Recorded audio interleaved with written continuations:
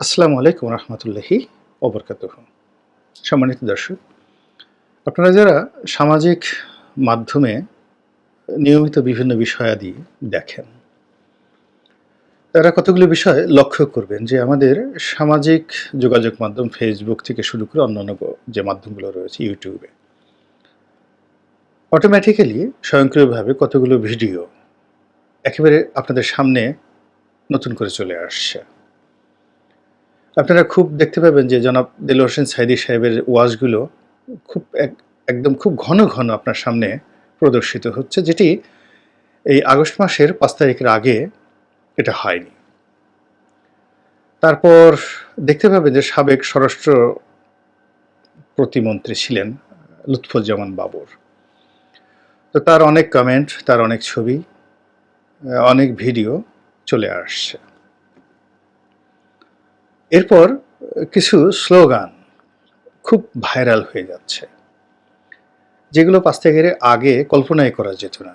এখন আপনার আমার যে চিন্তা চেতনা, এর সঙ্গে সামঞ্জস্য রেখে সোশ্যাল মাধ্যমগুলোর যে আর্টিফিশিয়াল ইন্টেলিজেন্স রয়েছে, তারা এই ভিডিওগুলো সামনে নিয়ে আসছে। অর্থাৎ আমাদের বাংলাদেশে যে একটা পরিবর্তন হয়েছে মানুষের মন মানসিকতার, চিন্তা এবং চেতনার, এটি ফেসবুক বুঝতে পারে এবং সেই ভিডিওগুলো, সেই কন্টেন্টগুলোই আপনার সামনে নিয়ে আসছে। তো হাল আমলে যে সকল কন্টেন্টগুলো খুব আলোচিত হচ্ছে দেশে এবং দেশের বাইরে, তার মধ্যে একটা স্লোগান বলা হচ্ছে যে ঢাকা বিশ্ববিদ্যালয়ের কোনো একটি হলে এই স্লোগানটা হয়েছে। অনেকগুলো ছাত্র একত্র হয়ে স্লোগান দিয়েছে। তো যেহেতু সামাজিক মাধ্যমের কন্টেন্ট, এটি কোন হলে হয়েছে, কোথায় হয়েছে, এখানে আমার কোনো মতামত নেই, আমি শুধুমাত্র বর্ণনা করলাম, কিন্তু এটা হয়েছে। আমি আগেই বলিনি যে অনেক সময় এটি অনেক সময় আত্মঘাতী হয়। শত্রুপক্ষ বর্তমান সরকারকে বিব্রত করার জন্য, বিএনপিকে বিব্রত করার জন্য, দেশকে অস্থির করার জন্য এই কাজটি করতে পারে। আবার দেশের ছাত্র সমাজ, জনগণের মধ্য থেকেই দেখা গেল যে পরিবর্তিত পরিস্থিতির সঙ্গে সামঞ্জস্য রেখে এই ধরনের ঘটনা, অর্থাৎ এই যে মিছিলটি এবং স্লোগানটি হলো, সেটা হতে পারে। এখন যেটি হয়েছে সেটি হলো যে আমরা সবাই বাবর হব, 7 সিস্টার স্বাধীন করব, এরকম একটি স্লোগান নিয়ে খুব ছোট, সম্ভবত ২০-২৫ সেকেন্ডের একটা ভিডিও, এটি এখন ভাইরাল হয়ে দেশে ঘুরছে এবং এটি ভারতের বিভিন্ন মহলে নিদারুণ তোলপাড় তৈরি করেছে। আমাদের দিল্লি কেন্দ্রিক দাদা যারা আছেন, কলকাতা কেন্দ্রিক যে সকল দাদারা আছেন, তারা এই যে এই ছোট্ট ভিডিও ক্লিপটিকে নিয়ে রীতিমতো হই হুল্লোড় শুরু করেছেন। কেন করছেন সেটা পরে আসছি, তার আগে বলে নেই যে স্বরাষ্ট্রমন্ত্রী, সাবেক প্রতিমন্ত্রী মিস্টার বাবর, তিনি তো এখন মানে মৃত্যুদণ্ডপ্রাপ্ত আসামি। কিন্তু যে রাজনৈতিক পরিস্থিতি চলছে, যদি এইভাবে চলতে থাকে হয়তো তিনি খুব দ্রুত মুক্তি পাবেন, এবং তিনি যদি মুক্তি পান তাহলে বিএনপির মাঝে তিনি হয়তো হিরো রূপে ফিরে আসবেন এবং তাকে ওইভাবে বরণ করার জন্য তার নির্বাচনী এলাকা থেকে শুরু করে বিএনপির যারা কেন্দ্রীয় নেতাদের একটা বিরাট অংশ অধীর আগ্রহে অপেক্ষা করছে। কারণ তিনি তারেক রহমান সাহেবের খুবই ঘনিষ্ঠ ছিলেন। এটার একটা কারণ হতে পারে, অথবা এখন যে অবস্থা তৈরি হয়েছে সেই অবস্থাতে বিএনপির জন্য সবচেয়ে ঘনিষ্ঠ এবং কৌশলগত বন্ধু হিসেবে চীন এবং পাকিস্তান নতুন করে আবির্ভূত হয়েছে। চীন অনেক চেষ্টা করেছে আওয়ামী লীগের সঙ্গে সম্পর্ক করার, এবং বিএনপির সঙ্গে তাদের যে ঐতিহাসিক সম্পর্কটি, এটি তারা প্রকৃতির হাতে ছেড়ে দিয়েছিল। কিন্তু এখন যেহেতু আওয়ামী লীগের পতন হয়েছে এবং ভারত বাংলাদেশের রাজনীতির যে অভ্যন্তরীণ রাজনীতি, এর থেকে বলতে গেলে এখন তারা বিতাড়িত। এই জায়গাটি দখল করার জন্য চীন অবশ্যই বিএনপির সহযোগিতা চাইবে। এর কারণ হলো ডক্টর মোহাম্মদ ইউনূসের নেতৃত্বে যে অন্তর্বর্তীকালীন সরকার রয়েছে, সবাই জানেন যে তারা সকলেই পশ্চিমা মদতপুষ্ট আমেরিকা এবং ইউরোপের দেশগুলোর সঙ্গে এদের সবারই সম্পর্ক ভালো। ফলে এখানে তাদের মাধ্যমে, অর্থাৎ এই এখন যারা ক্ষমতায় আছেন তাদের মাধ্যমে চীন যে বাংলাদেশের রাজনীতিতে ঢুকতে পারবে না, এখানে আমেরিকার একটা প্রভাব থাকবে এবং আমেরিকা এবং চীনের মধ্যে যে গুরুতর সম্পর্কের অবনতি, তারই প্রেক্ষিতে চীন দীর্ঘমেয়াদে তাদের যে স্বার্থ, সেই স্বার্থ বিএনপির মাধ্যমে বাস্তবায়িত করতে চাচ্ছে। এবং ইতিমধ্যে দেখেছেন যে চীনা রাষ্ট্রদূত বিএনপির মহাসচিবের সঙ্গে দেখা করেছেন। এর বাইরে বিএনপির নেতৃবৃন্দ চীনের কৌশলগত মিত্র এবং বিএনপিরও কৌশলগত মিত্র, সেটা হলো পাকিস্তান। রাষ্ট্রীয়ভাবে পাকিস্তানের সঙ্গে এদের ঐতিহাসিক সম্পর্ক রয়েছে, চীনেরও রয়েছে আর বিএনপিরও রয়েছে। এই সম্পর্কটি এই সময়টিতে এসে একেবারে খোলামেলা হয়েছে। আওয়ামী লীগ একসময় বলতো যে চীনের না, ঠিক বিএনপিকে বলতো আইএসআইয়ের এজেন্ট। বাংলাদেশে যেমন ডিজিএফআই আছে, তদ্রূপ পাকিস্তানের যে সেনা গোয়েন্দা সংস্থা আইএসআই, তার এজেন্ট হিসেবে বিএনপিকে তার আখ্যা দিত। পাকিস্তানের গুপ্তচর হিসেবে শহীদ প্রেসিডেন্ট জিয়াউর রহমানকে নিয়ে আওয়ামী লীগের যে বিষোদ্গার, এটি কোন পর্যায়ে ছিল আপনারা সবাই জানেন। কিন্তু এখন আওয়ামী লীগের এই যে চরম দুর্দশার এই সময়টিতে আইএসআই নিয়ে পাকিস্তান নিয়ে একটা টু শব্দ উচ্চারণ করার মতো অবস্থায় বাংলাদেশে এই মুহূর্তে কারোরই নেই। এবং এই যে একটা ভ্যাকিউম চলছে, এই জায়গাটিতে মূলত চীন এবং পাকিস্তান ঢুকে পড়েছে এবং বিএনপিও রাজনৈতিকভাবে শক্তিশালী হওয়ার জন্য তাকে এই দুটো সুযোগ নিতে হচ্ছে। এর কারণ হলো বিএনপির কাছে স্পষ্ট যে ভারতের সঙ্গে তাদের বন্ধুত্ব হবে না, অন্তত ক্ষমতায় যাওয়ার জন্য হবে না। তো কাজেই ভারতকে প্রতিপক্ষ ভেবেই মূলত তারা চীনের সঙ্গে এবং পাকিস্তানের সঙ্গে সম্পর্ক স্থাপন করার জোর তৎপরতা চালিয়ে যাচ্ছে। বিষয়টি এখানকার যে ভৌগোলিক গুরুত্ব এবং এখানকার যে অভ্যন্তরীণ রাজনীতি, এতে যথেষ্ট উত্তেজনা সৃষ্টি করবে, নতুন মাত্রা এখানে যোগ করবে। এবং সেখানে জনাব লুৎফুজ্জামান বাবর অবশ্যই সেখানে গুরুত্বপূর্ণ একজন ব্যক্তি হিসেবে আবির্ভূত হবেন। কেন? আপনারা জানেন যে 10 ট্রাক অস্ত্র মামলা, এই অস্ত্র মামলায় তিনি সাজাপ্রাপ্ত আসামি এবং তার সঙ্গে আরও অনেকেই সাজাপ্রাপ্ত হয়েছেন। তো এই 10 ট্রাক অস্ত্র মূলত তৎকালীন বিএনপি সরকার রাষ্ট্রীয় সিদ্ধান্তে, যেমন আওয়ামী লীগ সরকার রাষ্ট্রীয় সিদ্ধান্তে ভারতকে ট্রানজিট দিয়েছে, আরও অনেক কিছু করেছে, তদ্রূপ চীনের সঙ্গে দ্বিপাক্ষিক রাষ্ট্রীয় সম্পর্কের কারণে রাষ্ট্রীয় সিদ্ধান্তে সেই যে 7 সিস্টারে যে সকল বিদ্রোহী গ্রুপ যারা স্বাধীনতার জন্য লড়াই সংগ্রাম করছিল, তো সেই স্বাধীনতাকামী গোষ্ঠীকে, যেটা আমাদের সংবিধান সম্মত যে আমরা যে কোনো স্বাধীনতাকামী গোষ্ঠীকে সমর্থন জানাবো, সাহায্য এবং সহযোগিতা করব। তো সেই অর্থে ভারতের যে 7 সিস্টার 7টি রাজ্য রয়েছে, সেখানে যে অস্থিরতা চলছিল বিগত বিএনপি সরকার জমানাতে, সেই অস্থিরতাতে ঘি ঢালছিল চীন, অস্ত্র দিয়ে, অর্থ দিয়ে ওখানকার বিদ্রোহী গোষ্ঠী, বিশেষত উলফাকে তারা সাহায্য করত, সহযোগিতা করত।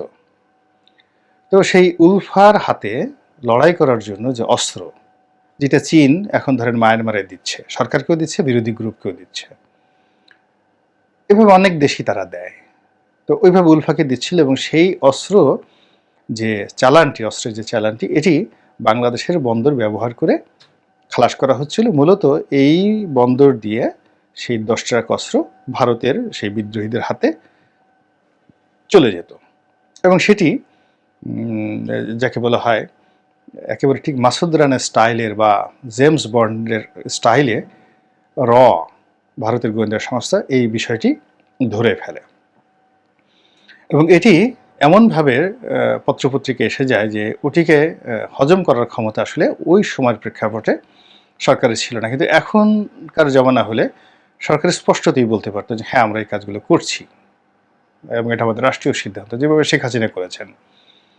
তো সেই ঘটনার প্রেক্ষিতে মামলা হয়েছে এবং পরবর্তীতে ওই ঘটনাকে কেন্দ্র করেই বাংলাদেশে 1/11 হয়েছে, বিএনপি সরকারের পতন হয়েছে এবং সেই ঘটনাকে কেন্দ্র করে আওয়ামী লীগ সরকারের উপর চাপ প্রয়োগ করা হয়েছে যেন এই ১/১১ যারা কুশীলব তাদেরকে এবং এই ১০টা অস্ত্রের মামলা যারা কুশীলব তাদেরকে শাস্তির আওতায় আনা হয়। তো সেইভাবে আওয়ামী লীগ সবকিছুই ভারতের কথা মতো করেছে। এখন যেহেতু আওয়ামী লীগের পতন হয়েছে এবং একটা নতুন পরিবেশ এবং পরিস্থিতি প্রেক্ষাপট তৈরি হয়েছে, সেখানে জনাব বাবর একেবারে নায়ক রূপে আবার নতুন করে চীনের পছন্দের লোক হিসেবে যদি আগামী বিএনপি সরকারের স্বরাষ্ট্রমন্ত্রী হয়ে মসনদে বসেন, তাহলে ওই যে ৭টি রাজ্য রয়েছে ভারতের, সেখানে স্বাধীনতাকামী জনগণ আবার বাংলাদেশের প্রতি নির্ভরশীল হয়ে পড়বে এবং চীনও ভারতের উপর ছুরি ঘোরাতে পারবে। আর বাংলাদেশও আগে যেভাবে ভারতকে ভয় পেত তার চেয়ে আরও বেশি উঁচু গলায় ভারতের সাথে লড়াই করতে পারবে, এরকম একটা পরিবেশ পরিস্থিতি তৈরি হয়েছে। এখন ভারতকে আমরা সেভাবে মোকাবেলা করতে পারবো কি না, ভারতের সাথে সেটা করা ঠিক হবে না কি না, এগুলো পরবর্তী প্রশ্ন, মিলিয়ন ডলার্স কোশ্চেন, সেটা পরের ব্যাপার। কিন্তু এখন ভারতের সম্পর্কে মানুষের যে ভয় ছিল, আতঙ্ক ছিল, সেটা কেটে গেছে। ভারত যে ঘোড়ার ডিম আমাদের কিছুই করতে পারে না, যদি পারত তাহলে তারা আওয়ামী লীগকে রক্ষা করতে পারত, শেখ হাসিনাকে রক্ষা করতে পারত, শেখ হাসিনার জন্য তারা সৈন্যবাহিনী পাঠাবে, এরকম অনেক কথাই তো আওয়ামী লীগের লোকজন বলতেন। কিন্তু দেখা গেল যে শেখ হাসিনা পালিয়ে যাওয়ার পর যেভাবে আওয়ামী লীগের লোকজন বাংলাদেশে মানে একেবারে তাদের জীবন হারাম হয়ে গেছে, আর অনেকে যেভাবে সীমান্ত পাড়ি দিতে গিয়ে ভারতীয় টাউট বাটপারদের কবলে পড়ছেন, এবং ভারতের যে বিএসএফ তাদের বাংলাদেশের এই সকল আওয়ামী লীগ নেতাদেরকে যেভাবে জিম্মি করছেন, অনেকে গুলি করছেন এবং অনেককে আবার বিজিবির হাতে ধরিয়ে দিচ্ছেন, এই জিনিসগুলো কোনো অবস্থাতেই আওয়ামী লীগের যারা লোকজন আছে তাদের যে মনোজগৎ, সেই মনোজগতে ইতিবাচক কোনো প্রভাব ফেলছে না। আর আওয়ামী প্রতিপক্ষ যারা আছে তাদেরকে উৎসাহিত করছে যে ইয়েস উই ক্যান ডু।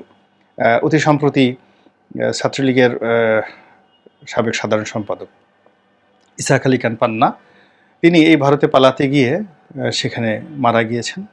তার লাশ এখনও পর্যন্ত, আমি যে ভিডিওটা করছি শনিবার দিন, এখনও পর্যন্ত বিএসএফের কাছে দেওয়া হয়নি।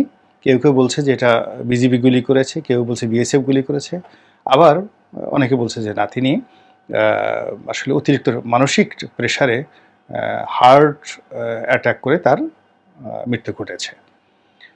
কিন্তু বাস্তবতা যাই হোক না কেন, ঘটনা যাই হোক না কেন, এটাই সত্য যে ভারত আওয়ামী লীগের নেতাদেরকে ওভাবে আশ্রয় দেয়নি, ওভাবে সীমান্ত খুলে দেয়নি। একই অবস্থা হয়েছে বিচারপতি মানিকের। বিচারপতি মানিক ভারতকে খুশি করার জন্য যেভাবে জামাতের লোকদেরকে ফাঁসিতে চড়িয়েছেন, নির্দয় এবং নিষ্ঠুরভাবে যেভাবে ভারত বিরোধী লোকদেরকে শাস্তি দিয়েছেন, যেভাবে জঙ্গিবাদের যতগুলো নাটক হয়েছে সেই নাটকের কুশীলবদেরকে তিনি আদালতের সে যাকে বলে আশ্রয় দিয়েছেন, আর সেই কুশীলবরা যে সকল নাটক সাজিয়েছে সেই নাটকের যারা ভিলেন সাজানো হয়েছে তাদেরকে যেভাবে বিচারপতি মানিক এর নেতৃত্বে একদল লোক যেভাবে যাদের জীবনকে জাহান্নাম করে দিয়েছে, সেই পরিবেশ এবং পরিস্থিতির প্রেক্ষাপটে আসলে মানিক সাহেবকে বাংলাদেশ থেকে আলাদা হেলিকপ্টারে করে তাদের ভারতে নিয়ে যাওয়া উচিত ছিল। কিন্তু সেটা না করে তিনি যেভাবে সীমান্তে অপদস্থ হয়েছেন, যেভাবে লাঞ্ছিত হয়েছেন, যেভাবে মার খেয়েছেন এবং তাকে যেভাবে এখন অপদস্থ করে কোর্টে হাজির করা হলো, সব মিলিয়ে ভারতের যে বাংলাদেশে প্রভুত্ব এটি এখন একেবারে শূন্যের কোঠায়। আর ভারতের যে বন্ধুত্ব এটি যে কোনো অবস্থাতে বিশ্বাসযোগ্য নয়, এটি এখন শেখ হাসিনা সবচেয়ে ভালোভাবে টের পাচ্ছেন। আর শেখ হাসিনা যে কী জিনিস সেটা তার আশেপাশের লোকজন আরও ভালোভাবে টের পাচ্ছেন। তো তারই প্রেক্ষাপটে যে স্লোগান হচ্ছে, বা বাবরকে যেভাবে, লুৎফুজ্জামান বাবর সাহেবকে যেভাবে হিরো বানানোর এখন যে স্লোগান চলছে, এটি দিল্লিকে নতুন ভাবনায় ফেলে দিয়েছে। দিল্লির মসনদে নতুন বিপদের গন্ধ সেখানে তৈরি হয়েছে এবং দাদাবাবু খ্যাত যিনি রয়েছেন মিস্টার নরেন্দ্র মোদী, এই বাংলাদেশের শেখ হাসিনার পতনের যে ঝড়, এই ঝড় এখন দিল্লি কাঁপাচ্ছে। আপনারা জানেন যে সেখানে নরেন্দ্র মোদীর সরকারের সংখ্যাগরিষ্ঠতা নেই, যে কোনো সময় সরকার পতন হতে পারে এবং এই মুহূর্তে ভারত উত্তাল হয়ে আছে অনেকগুলো আন্দোলন চলছে। কলকাতার এই অঞ্চলে একটা ডাক্তার মেয়েকে মারাত্মকভাবে রেপ করা হয়েছে, সেটার বিরুদ্ধে বাংলাদেশের মতো এরকম ছাত্র আন্দোলন চলছে এবং সেটি কোনো অবস্থাতেই দমানো যাচ্ছে না। পাকিস্তানেও ছাত্র বিক্ষোভ চলছে এবং বাংলাদেশে এই অনুকরণে সেখানে বাংলা বসন্তের ডাক দেয়া হয়েছে। দিল্লিতে কংগ্রেস এবং অন্যান্য যারা বিরোধী শক্তি আছে তারা আবার একত্র হয়ে নরেন্দ্র মোদীকে বিপদে ফেলার যে চেষ্টা, সেই চেষ্টার মধ্যে শেখ হাসিনাকে ট্রাম্পের কার্ড হিসেবে ব্যবহার করা হচ্ছে, যে তাকে তাড়িয়ে দাও। এবং নরেন্দ্র মোদী যদি এখন তাকে তাড়িয়ে দেয়, তাহলে তার কর্মী সমর্থকদের মধ্যে আবার একটা বিরূপ প্রতিক্রিয়ার সৃষ্টি হবে। তো সব মিলিয়ে পরিবেশ এবং পরিস্থিতি যা হচ্ছে বা যেদিকে এগুচ্ছে, সব দিকে টান উত্তেজনা। আগামী দিনগুলো কোনো অবস্থাতেই ভারত এবং বাংলাদেশের জন্য স্বস্তিদায়ক হবে না বলেই আমার কাছে মনে হচ্ছে। আল্লাহ আমাদের সবাইকে হেদায়েত দান করুন এবং হেফাজত করুন। আসসালামু আলাইকুম ওয়া রাহমাতুল্লাহি ওয়া বারাকাতুহু।